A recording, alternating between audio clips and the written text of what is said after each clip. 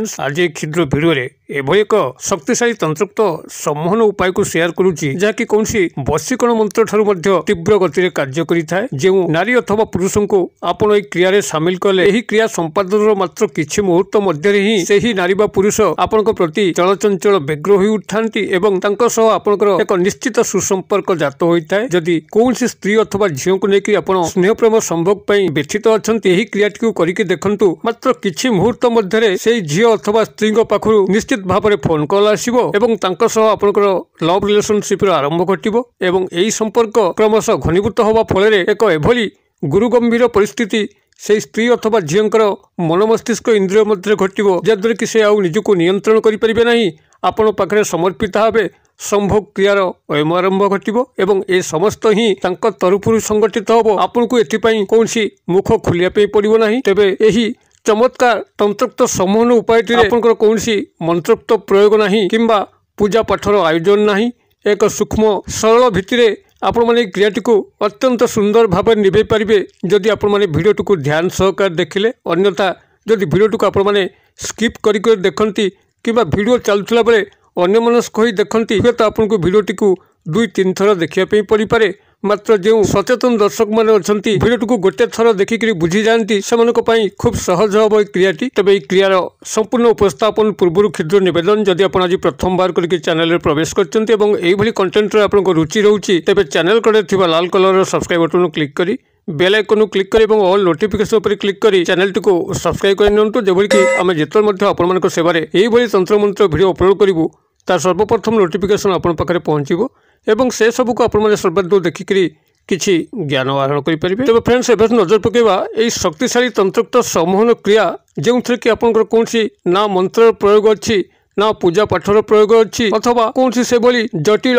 भारी सामग्री आवश्यक अच्छी एक सूक्ष्म सरल भित्तिरे आपण कौन नारी पुरुष को क्षण मात्र के ही अख्तियार करेंगे से आपंकर संपूर्ण वश्यता स्वीकार करके आपंकर आज्ञाधीन हेबे। आपण तांको जहाँ मध्य कहिबे से विरत हेबे नाही। एही शक्तिशाली तंत्रोक्त सम्मोहन क्रियाटी को आपण माने गोटे थर प्रथम करी भल भाव में बुझंतु जेतले वीडियोटी चली आदौ गोटे सेकेंड पे मध्य अन्यमनस्क हुंतु नहीं किंबा स्किप करंतु नहीं जद्वारा कि ये ज्ञान आपण पाखे अधूरा रहिबो नहीं। संपूर्ण भाव में बुझी सारा प्रयोग करंतु देखिबे गोटे थर ही आपण सफल हेबे 2 बार प्रयोगर आवश्यक नहीं। तेबे क्रियाटी को संपूर्ण भाव में सफलता सह संपादन करने हेले मात्र आपन को गोटे साधा कागज एवं गोटे लाल मार्कर पेन आवश्यक अच्छी जहाँकि आप खूब सहज संग्रह करें। तेबे साधा कागजटी को आपण संग्रह कर सारापर एवं यही नक्शाटी को प्रस्तुत कर सारापर ताको भांगिकी आपणकर तकिया तले ही रखिदबार अच्छी एवं संपृक्त नारी बा पुरुष जहाँ को आप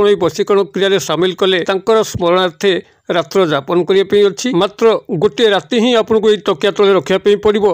तेबे नक्शाटी को जो मुझे बुझाऊँगी ध्यान सहकार शुणु। नक्शाटी को आंकिबा ही मुख्य कथा। आपण मैंने जिते सादा कागजटी को संग्रह कले लक्ष्य रखिथे सादा कागज जो कौन गार पड़ न थाए गार पड़ न एक सादा धड़ा कागज को संग्रह करेंगे एवं धड़ा कागज उपर लाल मार्कर पेन को लेकर गोटे वर्ग क्षेत्र अंकन करेंगे। वर्ग क्षेत्र कहले आप समस्ते जानी जार कि दैर्घ्य प्रस्थ सामान थाए यही दैर्घ्य एवं प्रस्थ सामान थिबा गोटे वर्ग क्षेत्र को आंकतु एवं ता भितरे समान समान व्यवधान रे लंब भाव में 2 गोटी रेखाखंड टाणु एवं प्रस्थ भाव में 2 गोटी रेखाखंड टाणु। बर्तमान लक्ष्य करेंगे से वर्ग क्षेत्रटी क्षुद्र क्षुद्र 9 गोटी वर्ग क्षेत्र परिणत होती जितेबाला 9 गोटी कोठरी तादे रोचे आपण डाहाण पटर सभा उपर कोण यही संख्याटी को लिखु। संख्याटी हूँ आपंकर 8 एवं ता तल को लिखु 9 एवं ता तल को लिखु 4। बर्तमान ये 4 ठीक बाम पट तल अंश अर्थात 4 कोठरी को लगी कोठरी रे आप लिखु 11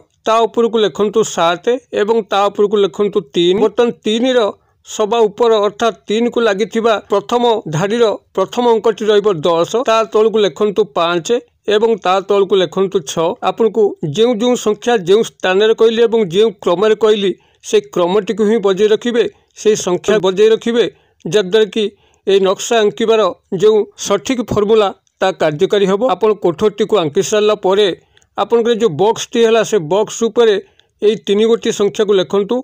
संख्या हूँ आपंकर 786 7 8 6 ଏହାକୁ ସମ୍ପୂର୍ଣ୍ଣ ବର୍ଗକ୍ଷେତ୍ରର ବାହାର ପଟରେ 786 ଠିକ୍ ଉପର ଅଂଶରେ ଲେଖିବେ ଏବଂ ବର୍ଗକ୍ଷେତ୍ରର ଠିକ୍ ତଳ ପଟରେ ଯେଉଁ ସ୍ତ୍ରୀ ଅଥବା ପୁରୁଷକୁ ଆପଣ ଏହି ବଶୀକରଣ କ୍ରିୟାରେ ସାମିଲ କଲେ ତାଙ୍କ ନାମଟିକୁ ଲେଖିବେ ଏବଂ ତା ତଳକୁ ତାଙ୍କ ମାତାଙ୍କ ନାମକୁ ଲେଖିବେ। ଏହିଭଳି ଭାବରେ ଆପଣ ଏହି ନକ୍ସାଟିକୁ ଅଙ୍କନ କରିସାରିଲା ପରେ ନକ୍ସାଟିକୁ ଭଲ ଭାବରେ 4 ଖଣ୍ଡ କରି ଭାଙ୍ଗିଦେବେ ଏବଂ ଭାଙ୍ଗି ଦେଇକରି ଆପଣଙ୍କ ତକିଆ ତଳେ ରଖିବେ ଏବଂ ସେହି ବ୍ୟକ୍ତି ନାରୀ ବା ପୁରୁଷ ଯାହାକୁ ଆପଣ ଏହି ବଶୀକରଣ କ୍ରିୟାରେ ସାମିଲ କଲେ ତାଙ୍କରି ସ୍ମରଣାର୍ଥେ ଶୟନ କରିବେ। ତେବେ ତାଙ୍କର ପଜିଟିଭ କଥା ହିଁ ଭାବିବେ ଯେ ତାଙ୍କ ସହ ଯେଉଁ ସୁଖଦ ସମ୍ପର୍କ ଆପଣ କଳ୍ପନା କରୁଛନ୍ତି ବଶୀକରଣ କ୍ରିୟାଟିକୁ ନିଭାଉଛନ୍ତି ସେହି ସୁଖଦ କଥା ଗୁଡ଼ିକ ହିଁ ଭାବିବେ। ଯେମିତି ପଜିଟିଭ ଜିନିଷ ଗୁଡ଼ିକ ତାଙ୍କ ସହ ଘଟୁଛି ସେହି କଥା ହିଁ ଭାବିବେ। କୌଣସି ନେଗେଟିଭ କଥା ମାଇଣ୍ଡକୁ ଆଣିବେ ନାହିଁ।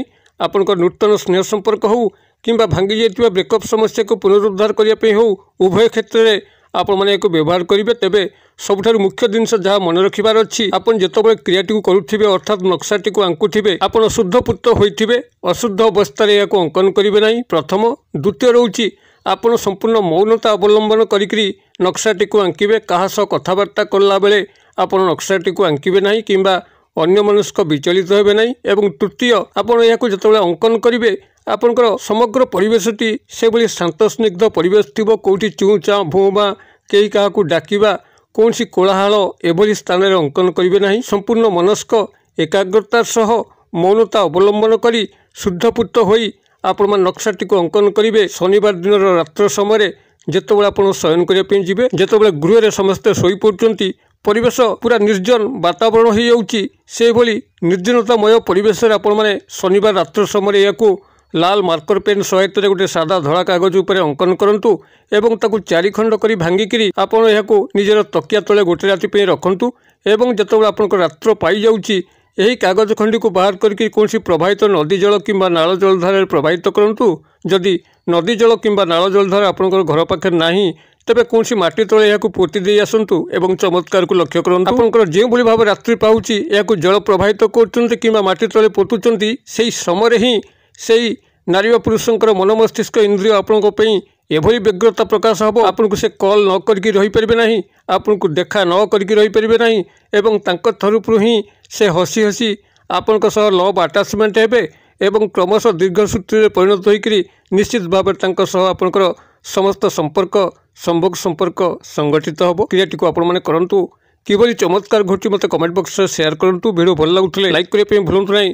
ସାଙ୍ଗସାଥୀ ମହଲରେ ସେୟାର କରିବା ପାଇଁ ମଧ୍ୟ ଭୁଲନ୍ତୁ ନାହିଁ। ଭିଡ଼ିଓ ରଖିଥିବା ପରିସର ମଧ୍ୟରୁ ମୋତେ ଏଇଠି ବିଦାୟ ଦିଅନ୍ତୁ। ପୁଣି ଆପଣମାନଙ୍କ ସହ ଦେଖା ହେବ ଆଉ ଏଇଭଳି ଏକ ଶିକ୍ଷଣୀୟ ଭିଡ଼ିଓରେ। ସେ ପର୍ଯ୍ୟନ୍ତ ଦର୍ଶକ ବନ୍ଧୁ ଆପଣମାନେ ସମସ୍ତେ ମଙ୍ଗଳମୟଙ୍କ କୃପାରୁ ଭଲରେ ଥାନ୍ତୁ। ରହୁଛି।